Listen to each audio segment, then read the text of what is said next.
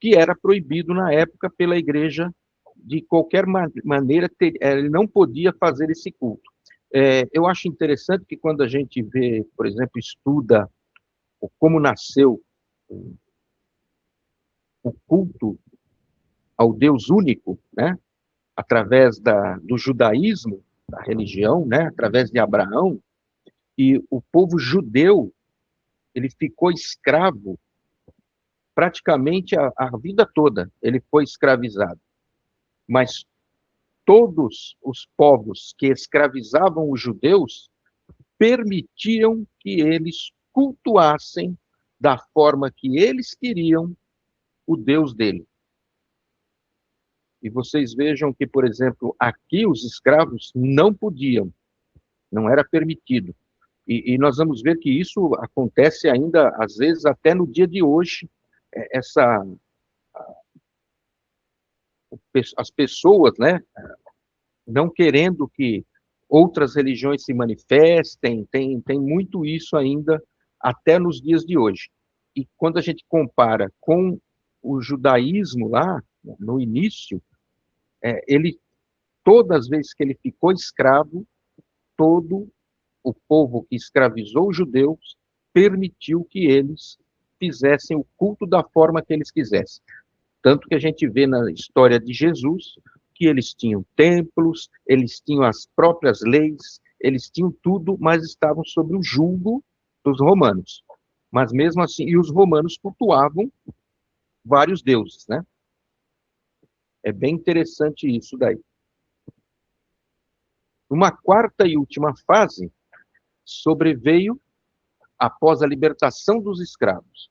Como se sabe, a maioria das seitas africanas e indígenas tem como característica o culto aos antepassados, fundamentada na reencarnação. Por isso, foi muito fácil a aceitação do espiritismo naquela época que naquela época se difundia. Na mesma época, aceitaram-se os santos católicos como espíritos superiores, à categoria dos orixás.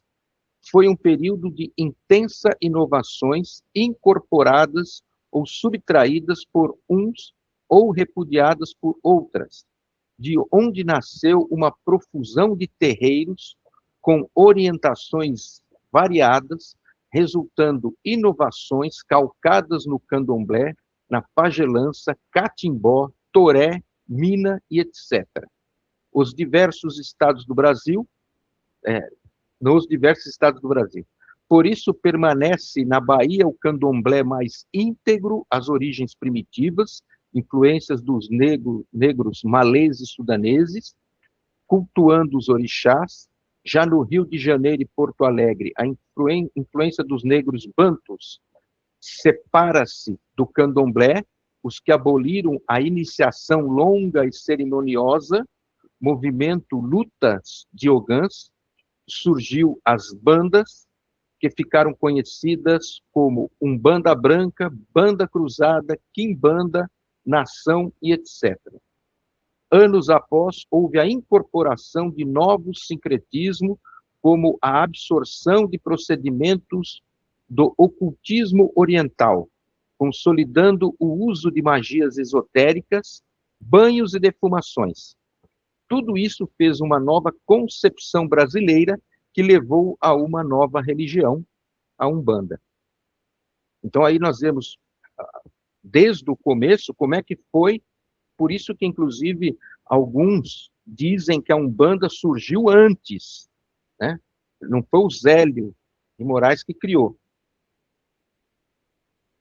Ela já existia antes, por causa exatamente de toda essa miscigenação e esse que vem vindo sofrendo modificações ao longo de décadas, né? Ou até, vamos colocar aí, centenas de anos. O uso da palavra Umbanda como religião, apesar de surgida no início do século, só foi oficializada na década de 30, face promulgação da legislação em 1934, que permitiu a atuação livre, apesar de discriminada. Então, é quando o país se torna laico, né? Segundo a nossa Constituição, é um país laico, quer dizer que você pode ter, praticar ou fazer qualquer tipo de religião. Mas aqui ele continua dizendo, e a gente vê até hoje, que ainda tem a discriminação. Em 1939 foi fundada a Federação Espírita de Umbanda, alterado seu nome em 1947 para União Espírita de Umbanda do Brasil, e a primeira tentativa de unificação do ritual e codificação da doutrina no primeiro congresso de 1941. Mas não se conseguiu intento até hoje. Talvez nem mais consiga, pois isso que faz bela pela liberdade, pois no astral caminha para a universalização da fé em torno de Jesus. Bom, vocês podem ver aqui que até mesmo hoje, inclusive, tem várias uniões de umbandas, né? Nós mesmos aqui somos filiados ao Primado de Umbanda, então há várias federações de Umbanda, de Candomblé, tem muitas. Nessa época aqui, 1947, né? Inclusive em 1941, pode ver que se tentou fazer que esse rito ele tomasse uma forma, né? Uma codificação, uma unificação dele, que não se conseguiu e não se conseguiu até hoje. Ele diz aqui, isso aqui, lógico que eu fui pegando em alguns lugares, que isso daí é uma coisa bela.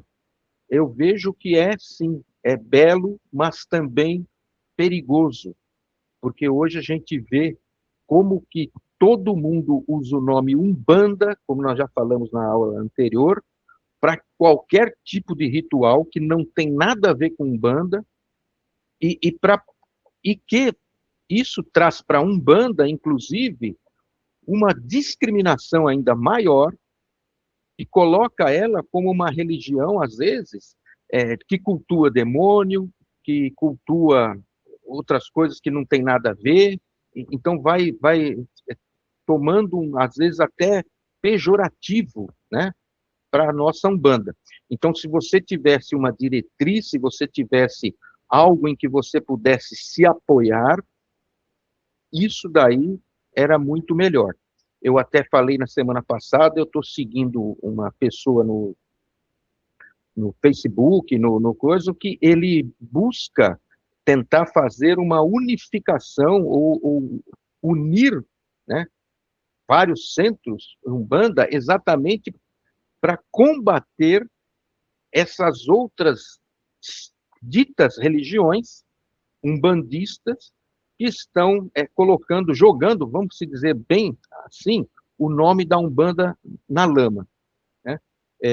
Eu me lembro, eu tenho aqui, que eu deixei guardado aqui o jornal, não vou lembrar o ano, mas teve um ano quando a Umbanda acho que completou 100 anos, então nós estamos foi 908, 100 anos seria 2008, né? Um jornal fez um históricozinho da Umbanda e tal, e depois ela colocou um artigo falando que dentro de um terreiro de Umbanda, um Ogã pegou uma filha de santo através de uma pombagira e contou uma história. Eu sei que a história era, sabe, uma aberração. Ela estava falando que a Umbanda era um troço sem sentido, né? Em que não tem respeito, não se tinha respeito, não se tinha disciplina, mas foi colocada lá. Pergunta se alguém levantou a mão para falar alguma coisa. Se deu contra esse jornal, contra aquele artigo, ninguém nem teve conhecimento. Eu vejo pelo movimento espírita, por exemplo, que tem a sua federação espírita, tem os outros componentes, os outros, as USEs, né? São União de Sociedades Espíritas, e todas elas, quando acontece alguma coisa que se fala mal, ou se coloca expressando mal sobre o espiritismo, elas vão para cima, elas pedem retratação, elas mostram que aquilo não é daquela forma, não é daquele jeito. E a gente vê hoje a Umbanda, nesse meio aqui, inclusive, dos sites, né, dos TikToks e outras coisas mais, como está, vamos falar sério, defamando a Umbanda mesmo.